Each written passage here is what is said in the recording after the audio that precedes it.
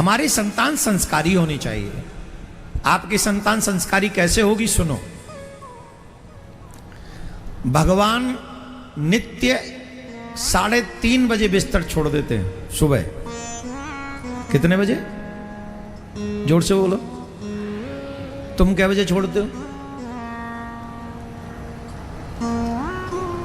हाँ भाई, तुम क्या बजे छोड़ते हो बिस्तर? तुम नहीं, तुम्हारे पीछे वाला। 8 बजे? तभी विवाह नहीं हुआ बेटा तेरा। जब 8 बजे उठेगा तो ब्याह कौन करेगा? 5 बजे उठ के नहीं, मेहनत कर, काम कर, पके नोट कमा, फिर देख अच्छे का विवाह हो जाता है। काले हैं तो क्या हुआ, दिल वाले हैं। तुम्हारा दिल बहुत अच्छा, भगवान की भक्ति करते हो। हम तो कह रहे हैं भगवान इस कथा के बाद सबसे पहला काम हो तो तेरा ब्याह ही हो। जब यहां से जाएं तो हमें खबर मिल जाए महाराज उसकी नाम क्या है तेरा है? वही जो तुम कह रहे हो। आने नहीं, देख लेना इस नाम का एक गांव में लड़का रहता है, उसका ब्याह कर दो। देखो मैंने अनाउंस कर दिया तुम्हारा, ठीक। हाँ, अब भगवान जल्दी करवा दे। लेकिन बच्चे होने के बाद संस्कारी कैसे हो? पहले तो आप संस्कारी हो। माँ बाप को जल्दी बिस्तर छोड़ना चाहिए, भगवान सिखा रहे हैं। भगवान श्री कृष्ण 3:30 बजे बिस्तर छोड़ते हैं, स्नान के बाद ध्यान करते हैं और ध्यान के बाद विद्वान ब्राह्मणों को बुलाते हैं और विद्वान ब्राह्मणों से वेद और पुराण की कथा सुनते हैं। अकेले नहीं, सपत्नीक और बच्चों के साथ, with family, wife and children also. आज हमारे घरों में, हालांकि महाराष्ट्र में तो अभी भी बहुत जगह हर घर में ऑलमोस्ट कीर्तन होता है, कीर्तन भी होता है, भजन भी होता है, बहुत अच्छा होता है कि नहीं?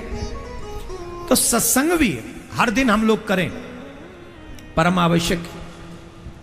भगवान श्री कृष्ण विद्वान ब्राह्मणों को बुलाकर सत्संग करते हैं और बच्चों को सत्संग सुनवाते हैं, वेद पुराणों की कथा सुनवाते हैं।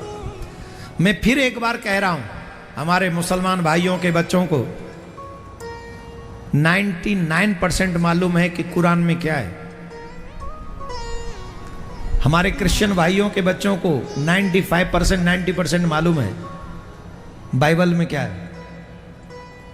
और हमारे बच्चों को 99% 9 पॉइंट मालूम ही नहीं है रामायण में क्या है, गीता में क्या है, भागवत में क्या है। और फिर आशा क्या करते हैं, मेरा बेटा श्रवण कुमार बनेगा, मेरी बेटी सावित्री बनेगी। कैसे बनेगी? बिना धर्म को जाने कैसे बनेगी? आप अगर चाहते हैं कि आपके बच्चे, आपके घर में शांति हो, तो सबसे पहले आपके घर में सभी लोग धर्मात्मा हो।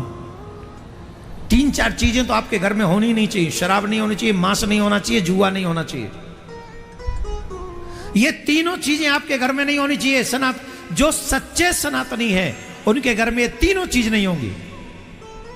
नो शराब, नो मांस और नो जुआ। जुआ भी नहीं होगा उसके घर में। और आज का युग तो बड़ा खतरनाक है।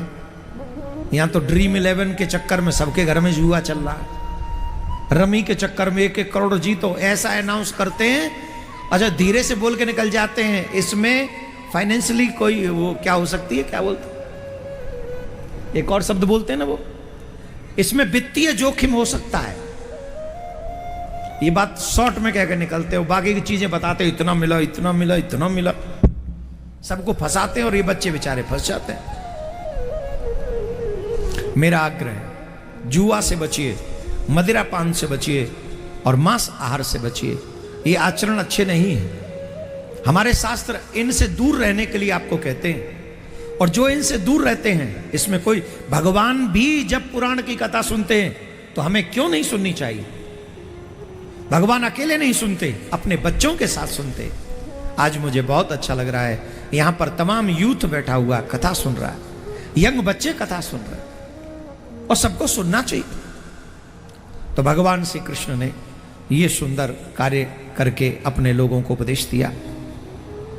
दूसरा बहुत सुंदर प्रसंग, भगवान के एक मित्र की कथा भागवत में आती है।